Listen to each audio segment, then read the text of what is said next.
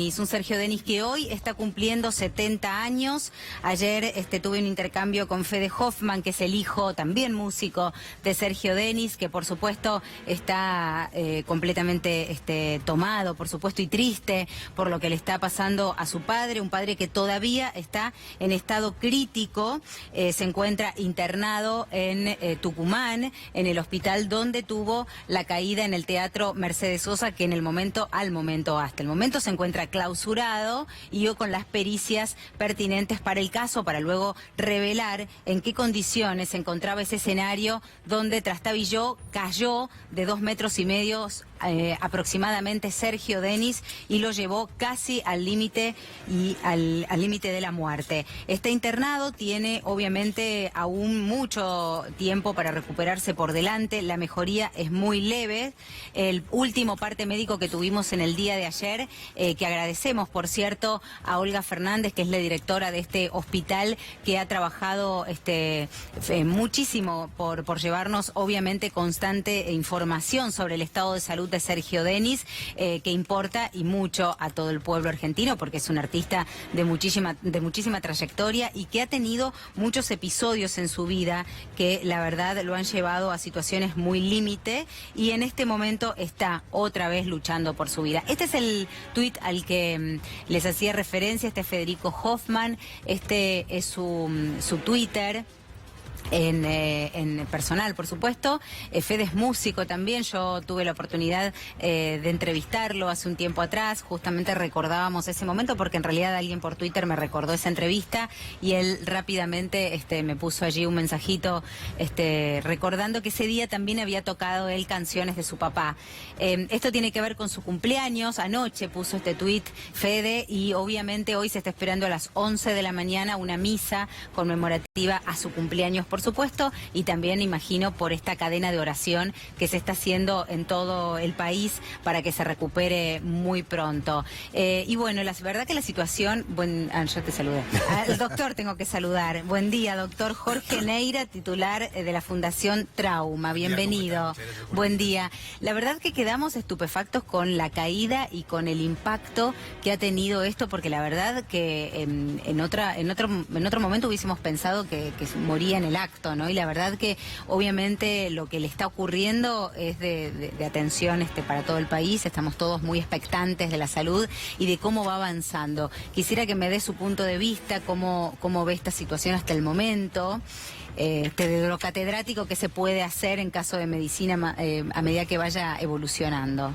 Mira, primero, muchas gracias por la invitación. Lo primero que me gustaría decir es que, más allá de hablar específicamente de la patología que tiene, porque esto es privativo de los médicos que lo están atendiendo, lo que uno debería decir que el Hospital Ángel Padilla de Tucumán es un hospital de referencia nacional. Es un hospital de referencia nacional que tiene todas las especialidades. Me encanta que diga esto, porque yo estuve haciendo mención estos días, y lo interrumpo porque la siento a la señora directora del hospital teniendo que dar todo el tiempo seguridad del lugar donde está internado Sergio Denis.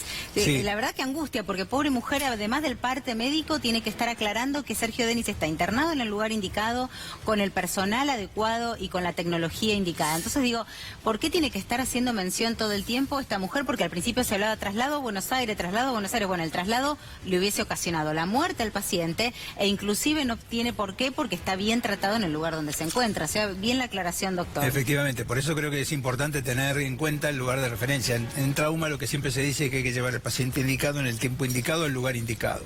El tiempo indicado fue el más rápido que tuvo al lugar más cercano apropiado, que fue el Hospital Ángel Padilla. Por suerte está el Hospital Ángel Padilla en San Miguel de Tucumán, que es un hospital de referencia.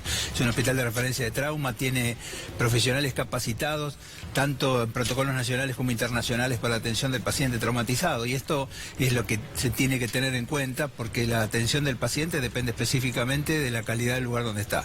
Y la calidad del lugar donde está es muy buena. Y entonces yo creo que a veces estos temas de plantear traslados a potenciales lugares muchísimo mejores siempre tiene el riesgo, como usted dice, de que el paciente no esté en condiciones de hacerlo y que no se traslade y que esté en el lugar que corresponda. Así que yo creo que en este sentido la familia y la gente tienen que estar absolutamente confiados en que está en el lugar que corresponde. ¿Cómo se avanza en un trauma de este tipo en caso de, por supuesto, de que hubiera sobrevida, no? Sí, hay toda una sistemática de atención del paciente traumatizado, ¿no? Yo me gustaría primero definir un poquito qué es el trauma. ¿Qué es el trauma? Claro. Porque a veces cuando uno habla de estas cosas no se termina de entender finalmente cuál es la problemática. El trauma Cuando hablamos de trauma, ¿hablamos del trauma general en todo su cuerpo o solamente el cerebral? No. Nosotros cuando hablamos de trauma, hablamos... la definición es muy clara porque es el daño que se produce al organismo cuando el cuerpo humano se expone a una fuente de energía. La fuente de energía puede ser mecánica, un choque, una caída, una herida de bala. Puede ser química con una sustancia química, puede ser eléctrica en los casos de electrocución, puede ser radiante en el caso de las radiaciones y puede ser térmica en el caso de las quemaduras. Claro. Esto es la exposición del cuerpo a una noxa que está afuera y que tiene que ver con la energía, pero además a la ausencia del calor y del oxígeno. Cuando no hay calor, hay frío, entonces el frío localizado, por ejemplo, es el pie de trinchera, y el frío generalizado es la hipotermia, la hipotermia ambiental. Por ejemplo, te deja una persona en la calle, la persona hace una hipotermia y se muere. O la ausencia de oxígeno, que son todos los casos de asfixia, donde, por ejemplo, en los incendios de inhalación de humo, cerebral. Eso produce asfixia. Entonces, eso es el trauma. El trauma tiene dos porciones, digamos, una que tiene que ver con la intencionalidad. La intencionalidad es generar un daño hacia otro, por ejemplo los homicidios, o generárselo a sí mismo, como por ejemplo los suicidios, o en los terrorismos, en los ataques terroristas, Bueno, o en la este caso guerra. es un accidente. Eso es intencional, ahí hay intencionalidad, eso es violencia. Violencia, intencionalidad. Lo no intencional, que se conoce como accidentes, en general tiene que ver con las colisiones vehiculares, con las caídas, y los que se producen en los ámbitos escolares, recreativos, domésticos y laborales. Perfecto. Desde el trauma menor al trauma absolutamente, mayor. Absolutamente. Y esto tiene gradaciones. Con un cuchillo a una cosa más grave. Absolutamente. Esto tiene gradaciones. Entonces, el tema importante del trauma es que como tiene una causa que es cualquier forma de energía o la ausencia de calor y oxígeno, tiene un cuadro clínico característico porque usted puede distinguir a un paciente que tiene un traumatismo de cráneo, un traumatismo de tórax, un traumatismo de abdomen, un traumatismo de extremidades, y además tiene alteraciones específicas, es una enfermedad.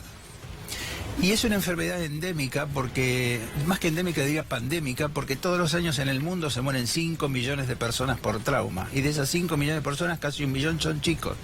Claro, ¿esos son por las domésticas? Entonces, es una enfermedad endémica que es previsible y prevenible. ¿Por qué? Porque usted puede prever, si usted cruza una calle por la mitad de la cuadra, es previsible que lo atropelle a alguien. Y es prevenible, porque si lo hace como corresponde y la gente, como se hace, utiliza las normas de tránsito, lo más probable es que no le pase. Entonces, esta previsibilidad y prevenibilidad hacen que no sea accidental. Te va a decir, bueno, pero es un tema semántico. No es un tema semántico, porque yo tuve un choque, quiere decir que hubo un impacto entre un móvil y otro móvil, entre un móvil y una pared, entre un móvil... Si uno que manejaba estaba borracho, era recontraevitable. Absolutamente. Entonces, la Agencia de Seguridad Vial, hace unos años, tenía una gráfica que decía, si se puede evitar, no es un accidente. Y esto es importante porque lo que importa es la percepción del riesgo. Cuando uno percibe el riesgo, evita la producción del hecho.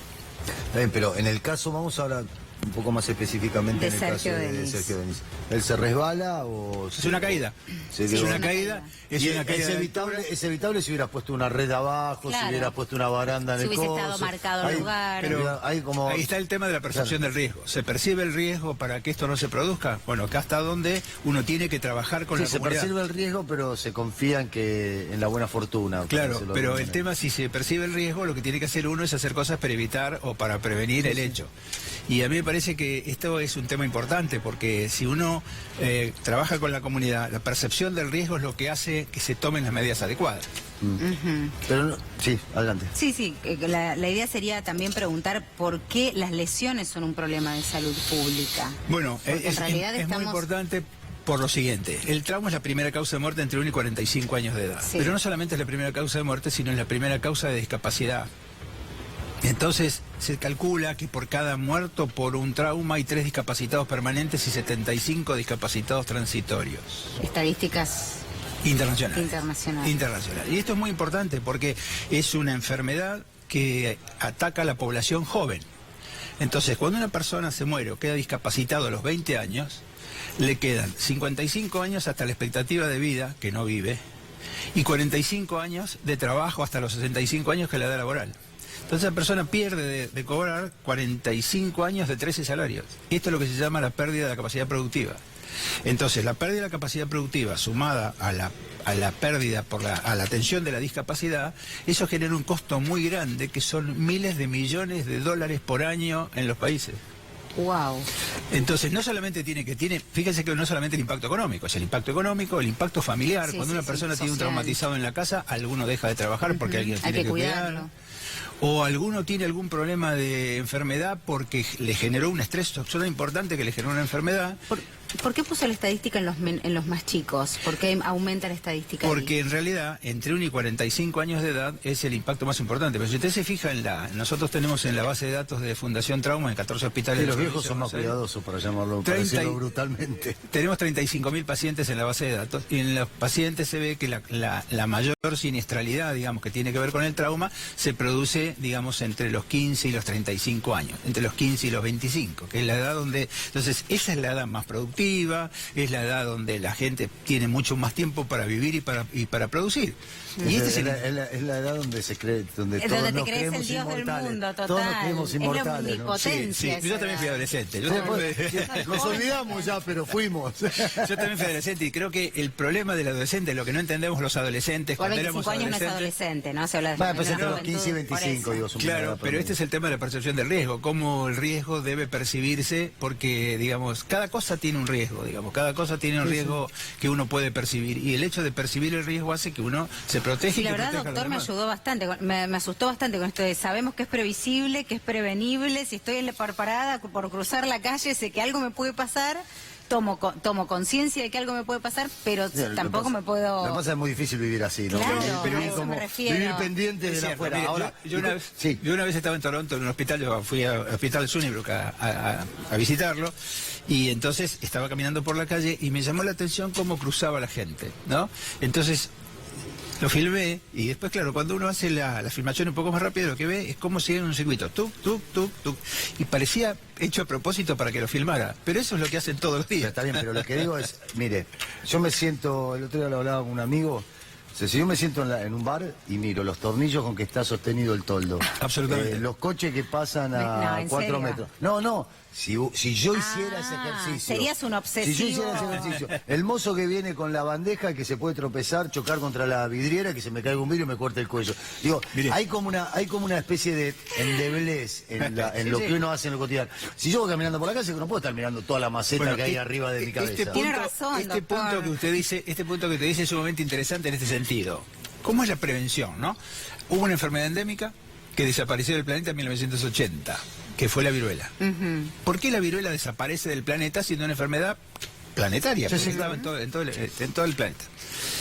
Por dos cosas. Primero, porque se descubrió la vacuna, Claro. Jenner descubre la vacuna, y después porque se vacunó todo el mundo, todo el tiempo. Todo el mundo, todo el tiempo. Entonces, claro. ¿quién tiene que hacer la prevención en trauma? Todo el mundo, todo el tiempo. Ay, doctor. Yo voy a caminar por la calle mirando los balcones. Ahora me traumó. Todo el Ahora mundo. usted me traumó. El dueño del balcón también. También tiene que hacerlo, Claro. porque, digamos, de nada sirve que usted haga todo lo que Claro. tiene que hacer si el Si no otro lo hace el de al lado. Y Sí, esto de nada tiene- sirve que yo cruce por la esquina si el que maneja está borracho. Claro. Totalmente. Y esto tiene que ver con la solidaridad, tiene que ver con que nosotros tenemos que ser un país solidario. La solidaridad permite, digamos, que uno se preocupe por lo que le pasa al otro. Hay algo que usted no estamos trabajando sobre el accidente, el no accidente, lo previsible. Y lo psicológico, el trauma, lo que ocurre después del trauma, si una Bueno, persona es muy sobrevive. interesante O lo que previo usted al dice. accidente, porque Sí. la novia o no sabemos si es la novia o no, de Sergio Denis, dijo que él estaba pasando por una situación muy angustiante. Y varios periodistas alinearon angustia, no percepción con lo físico, te tropezás, ¿Por qué está accidente. angustiado? Eso dice que ahora no sabemos si es la novia o no novia, Es que muy estaba interesante, pasando por una es muy situación de interesante el tema de los angustia. aspectos psicológicos, porque Lo se que habla- pasa después, Previos digo, y posteriores, yo alguna vez tuve un accidente de auto y después cuando me subí por primera vez al auto a manejar, me acuerdo que yo había pasado un semáforo en verde y un tipo se quedó dormido, el semáforo en rojo y me llevó puesto. Y cuando volví a manejar, después de un tiempo, Sí, postraumático. decía, la puta madre, todos los semáforos rojos, todos verdes, ¿qué paso? Voy a estar como atento a que algún... Después me Sí. olvidé. Claro. Bueno, hay toda una entidad, digamos, después de los hechos, tanto en hechos individuales como en hechos de víctimas múltiples, hay todo un tema que se llama el estrés postraumático. Pero no solamente el estrés postraumático, sino que hay otras patologías bastante parecidas que tienen que ver con eso. Por supuesto que cuando uno atiende a un paciente traumatizado lo tiene que entender holísticamente. El paciente es una persona y como tal, esa persona lo que necesita es que la atiendan integralmente. Por supuesto que los equipos de salud mental tienen una importante participación en la atención del traumatizado, no solo del traumatizado, sino de la familia, porque a la familia también le queda una situación. Y después el tema de los factores predisponentes, que yo le decía, también tiene que ver. Hay factores predisponentes económicos, hay factores predisponentes psicológicos, hay factores predisponentes sociales. Porque usted está inmerso en un contexto y ese contexto es el que por ahí en ese momento usted estaba distraído porque estaba pensando en otra cosa. Claro. Pero lo importante, digamos, es pensar que siempre es previsible, prevenible, porque esto genera la posibilidad de trabajar mucho para evitar los hechos. Bueno, acá se decía que la verdad es que Sergio Denis está atravesando una situación económica bastante difícil y que quizás esta gira inclusive o estar trabajando a los 70 años no tenía tanto que ver con el placer, sino con una necesidad económica. Esto, sumado a todo lo que ya había atravesado en su vida anterior, hacía que quizás no estuviese tan feliz de estar haciendo esta gira, que estuviese cansado, que su problema del oído hubiese podido influenciar también, haber influido también en esta situación de la inestabilidad. Desconozco, son todas hipótesis que se están armando a razón de esta caída, donde se lo ve en el video que hemos visto reiteradamente, como hace un retroceso, no ve la fosa, que ya obviamente muchos artistas que han pasado por ahí dijeron que era peligrosa, pero él no la ve y cae. Claro. Frente a esta situación se suma también a los dichos de esta novia, que pongo entre comillas porque hay un audio que dice él que no eran pareja, pero eso es un detalle personal, entre ellos donde ella lo había notado muy angustiado estos últimos tiempos. Bueno. ¿Hay una predisposición personal, física o emocional o psíquica para un accidente? Lo que hay son factores predisponentes para un hecho traumático. Hay factores predisponentes, por supuesto que hay factores predisponentes. Mire, nosotros en la Fundación tenemos, como le decía, una base de datos de casi 35.000 pacientes traumatizados y nosotros podemos perfilar qué es lo que pasa en cada hospital para saber qué es lo que se interna. ¿Para qué sirve eso? Para saber en qué hay que trabajar en prevención en cada área programática. Usted tiene un área y en ese área su problema es, por ejemplo, las colisiones de moto. En otro el tema es las agresiones. En el tema de los pediátricos, las caídas. Bueno, esto es lo que usted le permite, sabiendo, digamos, con la gestión hospitalaria de trauma, los datos de la internación, cómo usted tiene que trabajar en el área programática, cómo se trabaja con la comunidad, porque en realidad el trabajo del trauma no es solamente de puertas adentro cuando se produce la lesión, sino hacia afuera para evitar que se produzca. Clarísimo. Me quedé impactado con la comparación del accidente y los traumas con la viruela. Claro. O sea, todo el tiempo, todo el mundo. mundo. Eso es una cosa que me parece una que a nosotros nos sería de mucha utilidad que ustedes me da un poco de vértigo.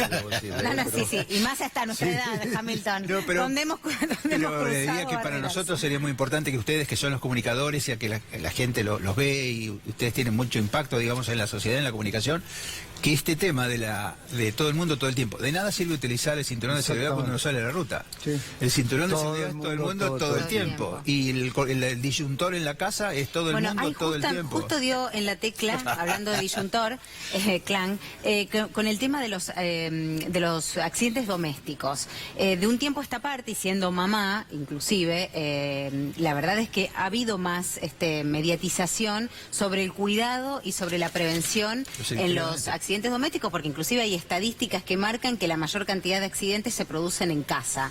Digo, ¿con qué tipo de...? Porque ahí sí, depende solo de nosotros. Ahí no sé si importa el vecino, a no ser que se nos caiga justo un edificio todo al lado. el mundo, todo el tiempo. ¡Basta! Bajo mi mismo techo vive mi hija y yo. Entonces, Pero todo el mundo, todo el tiempo tiene que hacer en el mismo edificio. previsiones todo el Fíjese tiempo. cómo es el concepto que uno debería tener, ¿no? Uno debería tener una casa segura. Claro. Entonces, sí, yo creo que tengo una casa segura. ¿Cómo tiene una casa segura? Una casa segura, por ejemplo, es que si usted tiene chiquitos no tenga un enchufe cerca Claro, del bueno, chiquito. todo eso cuando tenía Entonces, 1 o 2 años lo tenían claro. Muy bien. Ahora que también además cuando empieza a crecer un poquito más, no otro tener tipo de... las ollas de sí. la... Ahora tengo que cuidar hacia directamente afuera. que en YouTube no se me Claro. meta momo, no sé. Por eso, pero esto es lo que le digo, que me parece que tiene que ver con el tema de todo el mundo todo el tiempo, porque uno tiene que tener una casa segura, ¿no? Si uno tiene una casa segura y además tiene un auto seguro, porque cuando su hijo o su familia sale, todo el mundo usa cinturón de seguridad y se trasladan seguramente, y van a una plaza que es segura y tienen un barrio que es seguro, se puede lograr una ciudad segura y así sucesivamente. Pero esa es la historia de nunca, o sea, nunca va a ocurrir. Pero Mundo me parece... ideal. Es un mundo ideal. Pero es una cosa posible, digamos. No, Yo por lo digo- menos la búsqueda está buena, Claro, digamos, de ahí a que pero hay que pase. tener objetivos. Cuando uno quiere, es como el barco, ¿no? Que dice, digamos, no hay buen puerto si uno no sabe dónde tiene que llegar. Y a mí me parece que, esto ya lo decía Aristóteles, imagínense y a mí me parece que esto es lo que uno tiene que hacer. Uno tiene que ponerse un objetivo. ¿Cuál es el objetivo? Bueno, el objetivo es no tener lesiones. Es muy difícil en un Claro. país industrializado, que cada vez se industrializa más, el mundo, el planeta El se crecimiento industrializa más. demográfico, además. Con el crecimiento demográfico, ahora por ejemplo se espera el crecimiento explosivo del África y el envejecimiento del resto, porque el resto que tiene una calidad de vida mayor Claro, Y envejece va a además, envejecer. además, doctor, somos humanos, digo, somos una Obviamente. máquina de hacer cagadas, la verdad, vamos a decirlo. Ay, pero vamos a qué decirlo lisa y llanamente. qué simplicidad tan pero es cierto, obvia y es cierto, poco no somos A ver, robots. Cada uno tiene su idiosincrasia. Fíjese, por ejemplo, que es interesante ver la siniestralidad, por ejemplo, de la seguridad vial. La siniestralidad que se produce en los países protestantes es menor que en los países no protestantes. ¿Por qué? Porque están habituados a tener una norma, a seguir una ley, que es la ley del libro, que es la ley de la Biblia, y eso da una sensación de adherencia a la norma muchísimo mayor. Bueno, la Entonces, verdad que tendría infinidad de preguntas, doctor, porque inclusive ahora justo está tocando el tema también que lo podríamos hasta relacionar con Nueva Zelanda, pero más allá de eso, yo creo y le pido a la producción que venga en otra oportunidad a seguir Con mucho conversando gusto. con nosotros realmente porque es muy interesante y da para hablar varios temas, ¿no? El trauma en Así la vida es. de los seres humanos Y y, la cómo lidiar con ellos. para eso está la Fundación Trauma. Muchas gracias Muy por bien. haber Gracias venido, a ustedes por la doctor. invitación. Muy